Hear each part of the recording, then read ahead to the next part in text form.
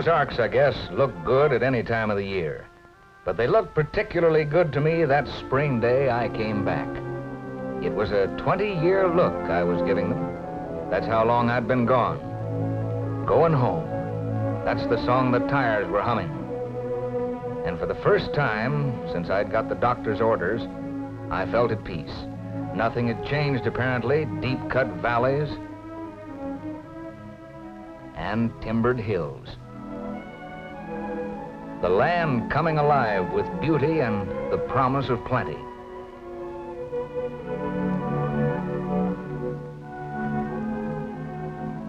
Families were out working on their gardens, doing their part to fulfill that promise.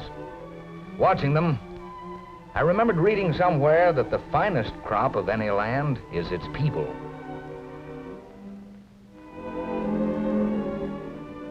Nothing had changed. The Ozark country was still being pastured and plowed. And burned, just as it was when I was a kid.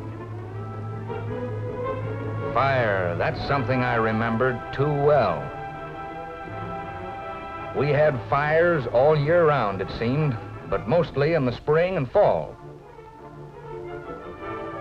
I remember my dad forever fighting them, fighting to hang on to his timber,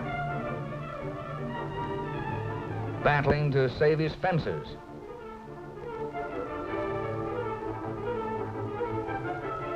worrying over his scorched soil. Sometimes it was Lem Sutter who started the fires that rolled over onto our land.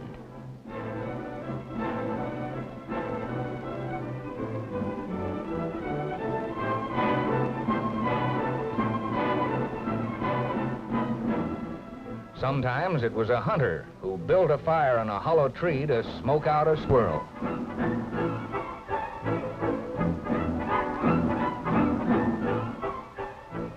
The tree was left to burn until the wind whipped it up into a real blaze.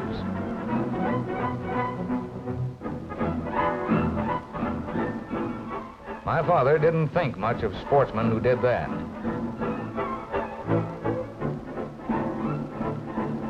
He liked animals too well to see them burned up, and he knew that fire destroyed the food and cover for those that were left.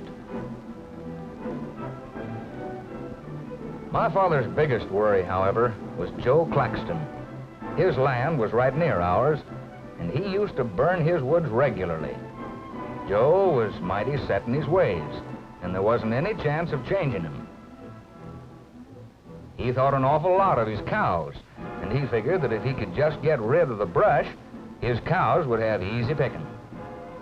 He burned the woods year after year, but he never did get rid of the brush. Because every time he burned, it seemed that two sprouts came up where one had been before.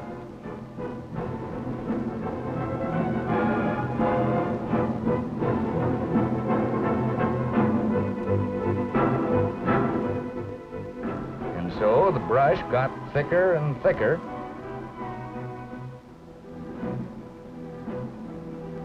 and Joe's cows got thinner and thinner.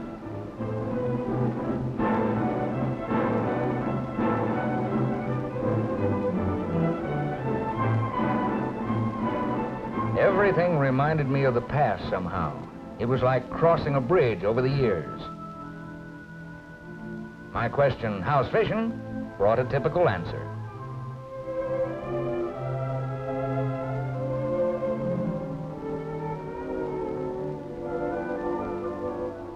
The proof of the fishing was on the stringer. But of course, fishing can be good, even when catching is poor.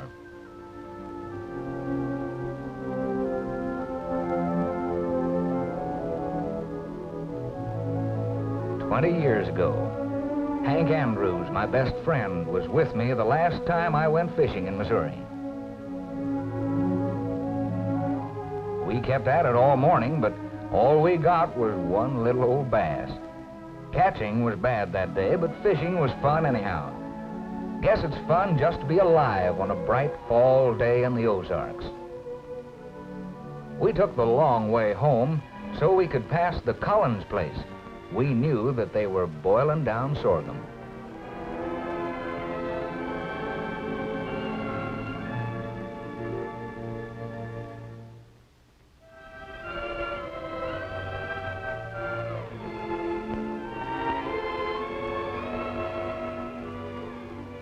Everybody was welcome, whether they sat or helped or just helped themselves to a lick of sweetening.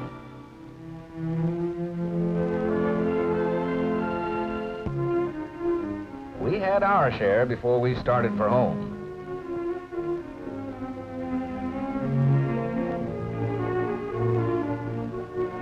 At the top of the ridge, we saw smoke rising up back of my house.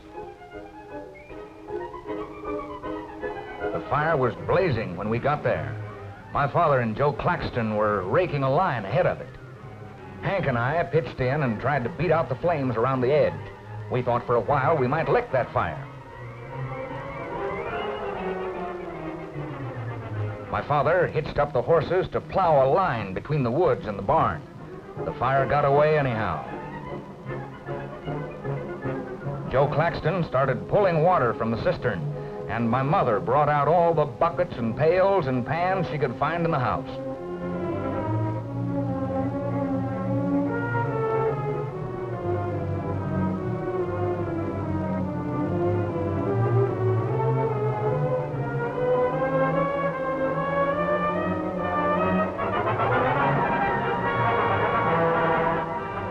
Mother, Joe, Hank, and I kept on the run, carrying water to the barn to soak it down. We must have carried 100 buckets.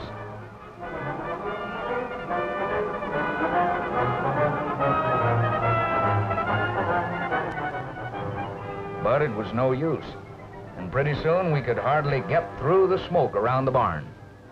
There was nothing to do but stand by helplessly.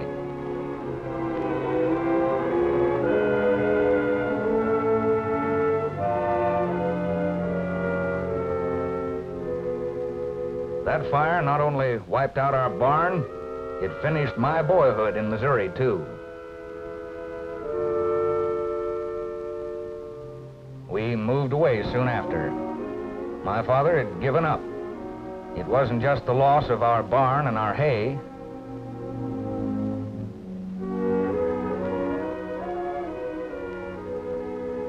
Or the ruin of the timber.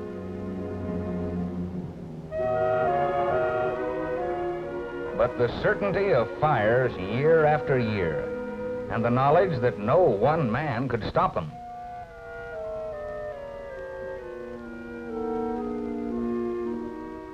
And now I was coming back, to stay maybe. It was later than I'd planned when I reached Hank's farm, the same farm his father had before him.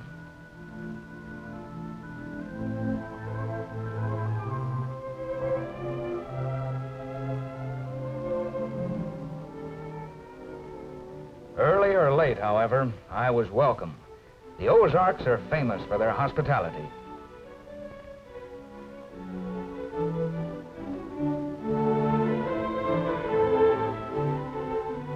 Mattie, Hank's wife, made coffee, and we had what she called a bite to eat. Yes, they thought I had a pretty good appetite for a sick man. I tried to explain that it was a matter of nerves that made me leave my job in Chicago.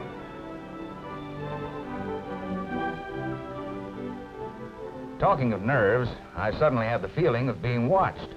I was being watched, all right. There were 3 good reasons why Hank looked so contented. Mattie, of course, was a 4th. I had to bring out pictures of my wife and youngsters then. I'd planned to look around for a small farm and then send for them. But this business of burning made me wonder. I told Hank so. "You don't have to worry," he said. "You'll stay." But I wasn't so sure. Next morning, we started looking around the farm. Hank used his good bottom land for corn. He had set aside his lower slopes for pasture, and his dairy herd was fat and in good condition. His hills were in timber. He'd kept fires out with the idea of keeping the soil from washing off his steep land. Hank was proud of the thick layer of leaves and litter on the ground. He pointed out that it was both a sponge to hold rain and a mat to protect the soil. It was hard to believe that this land had been just brush a few years ago. But, as Hank said, it takes little trees to make big trees. If you keep fire and cows out of the woods, nature and time will do the rest.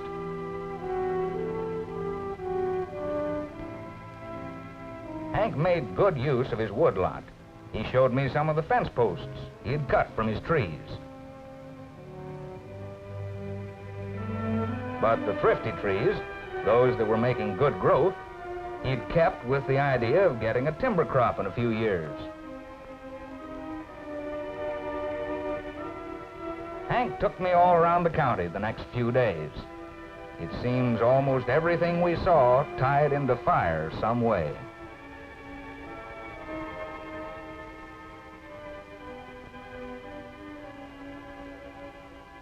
For instance, on Possum Creek, 2 or 3 inches of rain will bring it to flood stage, when normally Possum Creek is a shallow, silted stream. When it floods, a lot of good bottomland is ruined. Along Possum Creek, the hills have been burned year after year. The soil has washed away until the ground looks as hard as flint and is just about as fertile.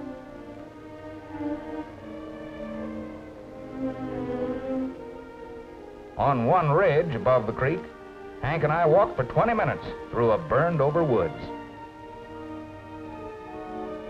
It was land with a sorry past and not much future. Sick land.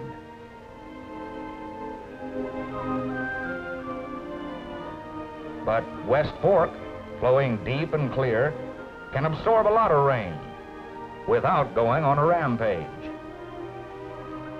Even in dry periods, it maintains a fairly steady flow of water.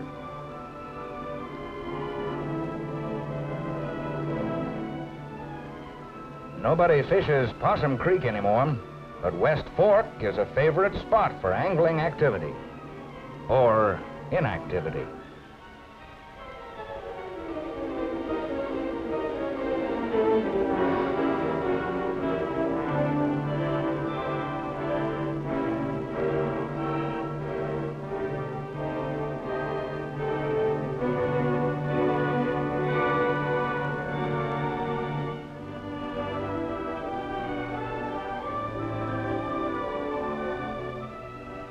Both Possum Creek and West Fork come from the same kind of hilly farmland.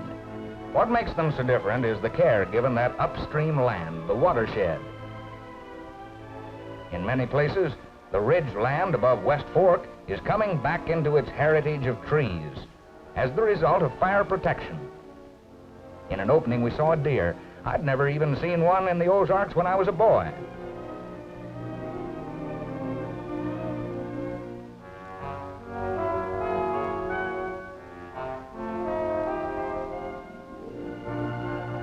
We found pine planted in many places, some along roads. It was only 10 years old, Hank said, but it reached up 20 to 25 feet. Of all the people we visited, 2 stand out in my mind. One was Andy Boone. He was working on his new house when we stopped by. Andy is an ex-GI who bought a farm 2 years ago. He joined a veterans class in agriculture. And what he learned in class about good farming, he's applying on the ground at home.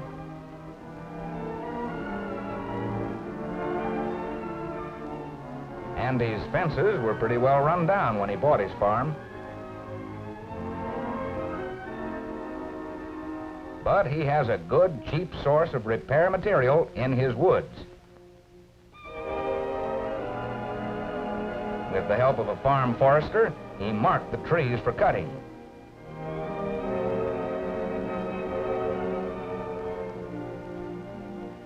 He found he had enough good, full-grown trees to get a supply of lumber, too. He had more time than money, so he did his own logging.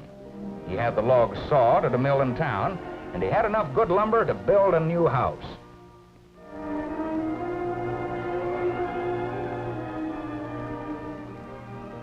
Andy makes most of his cash money by working in the woods.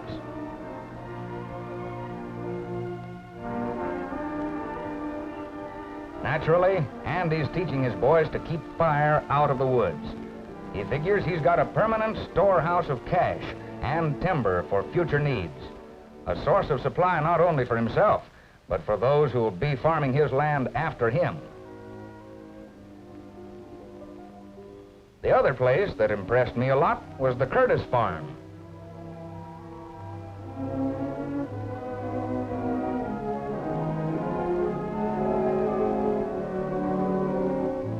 I remembered Lynn Curtis all right. He was older now, of course, and a lot smarter.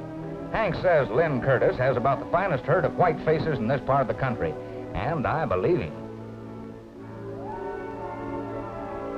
Lynn changed his methods of farming years ago. Now he plows under instead of burning over.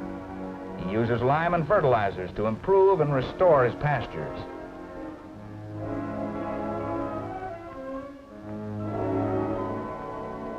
And he's made them into lush green banquet tables for his stock.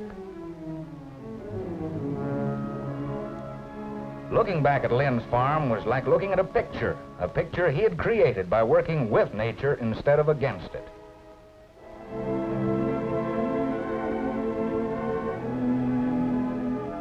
Old Joe Claxton's place was quite a contrast. I think I would have known it just from the looks of his cows. It's the same old story with Joe. He burns the brush every year. Joe won't change. Neither will the brush. It's just as stubborn as Joe, and it comes back thicker every year. And the cows don't change much either. They don't get any fatter, and they can't get much thinner. A lot of fires are started by Joe and a few others like him. They account for the smoke screen that hangs over part of the Ozarks every spring and fall. But because of the fire protection system set up a few years back, there's some chance of checking these fires.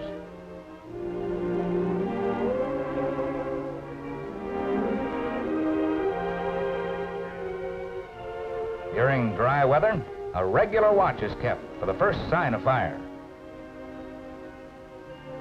A local man is responsible for lining up fire crews. Other men fight the fires using special tools and equipment. Local cooperation in fighting these fires is absolutely essential to save the Ozarks' forest and soil. Another big need is for a lot more people like Lynn Curtis.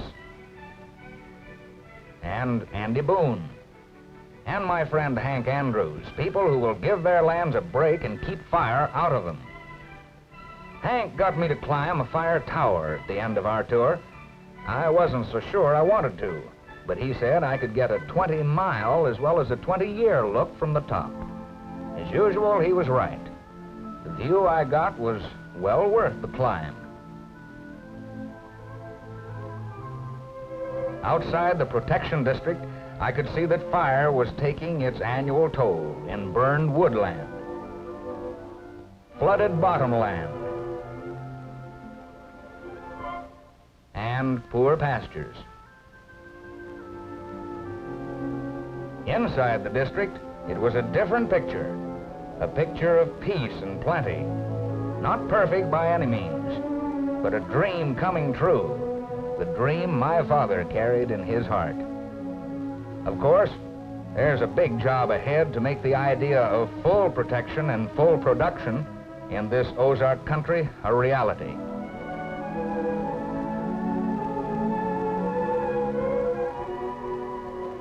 But standing there at the tower window, I knew I wanted a part in it. I knew I was back in the Ozarks